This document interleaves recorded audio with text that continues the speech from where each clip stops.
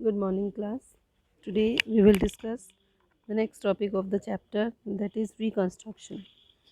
Now, as prior to this, we have seen like how Hitler got chance to rule over Germany, and now what the changes he brought in his constitution, or what kind of rule he had made. Now, the next topic is the reconstruction. Hitler assigned the responsibility of economic recovery to the economist Hasmel Sachet, who aimed at full the production and full of employment through the state funded work creation program.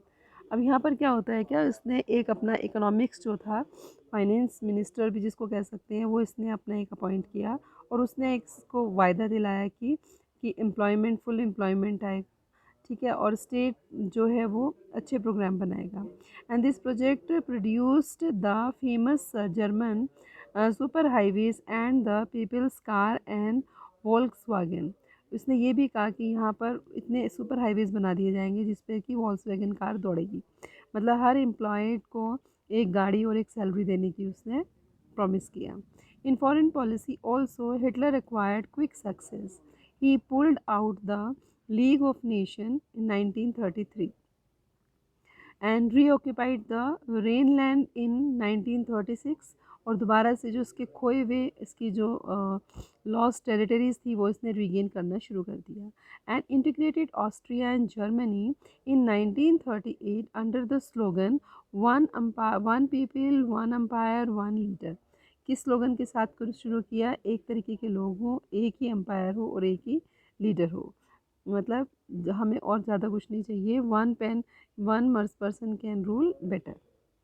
So he then went on the rest German speaking Sudetenland and Czechoslovakia and gobbled up the entire country. So gradually he start occupying the nearby region of the country, and in all that he had an unspoken support of England. यहाँ तक भी England भी इसके साथ हो गया. मतलब वो भी इस चीज़ को उसको कंट्रोल करने से रोक नहीं रहा था और उसने भी इसका सपोर्ट किया. What had considered the Versailles verdict too harsh. और जो कि इसी समझा था कि वर्साइल जो ट्रीटी थी it was too hard for that country. And this quick success at home and abroad seem to reverse the destiny of the country. Hitler did not stop here. इतना करते करते वो यहीं तक ही नहीं रुका, आगे भी बढ़ा. That is, Sachet had advised Hitler against investing hugely in rearmament as the state still ran on the deficit financing. मतलब यहाँ पर ये कहा जाता है कि इसका जो फाइनेंस मिनिस्टर हैजमल उसने इसको मना किया कि फालतू के ये काम मत और करे, अभी और अनेक्सेशन छोड़ दे. लेकिन इसको उसका कुछ समझ नहीं आया. उसने इसको कहा कि ये सब बेकार है. रियरमेंट का मतलब होता है कि पुनः सशस्त्रीकरण करना, अपने आप को बहुत ज़्यादा स्ट्रॉन्ग बना लेना. और Nazi Germany such had leave. तो उसने कहा कि ऐसे लोगों की मुझे ज़रूरत नहीं है जो रुकने के लिए काम करें. मतलब चलते रहना है, स्पीड बढ़ानी है, काम करना है. तो Hitler chose war as the way of the approaching economic crisis.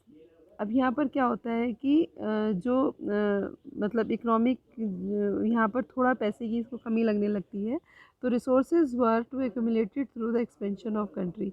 उसको ये भी लगता है कि टेरिटरी बढ़ी जा रही है, तो इसका मतलब ये है कि लोग जो है मतलब एनेक्सेशन से क्या होगा, हमें रिसोर्स मिलेंगे, पैसा आएगा, और इसलिए ये वॉर को चाहता था. In September 1939 Germany invaded Poland, और उसने पोलैंड पर क्या किया, अटैक कर दिया. This started a war with France and England. In September 1940 the tripartite pact was sign between Germany, Italy and Japan.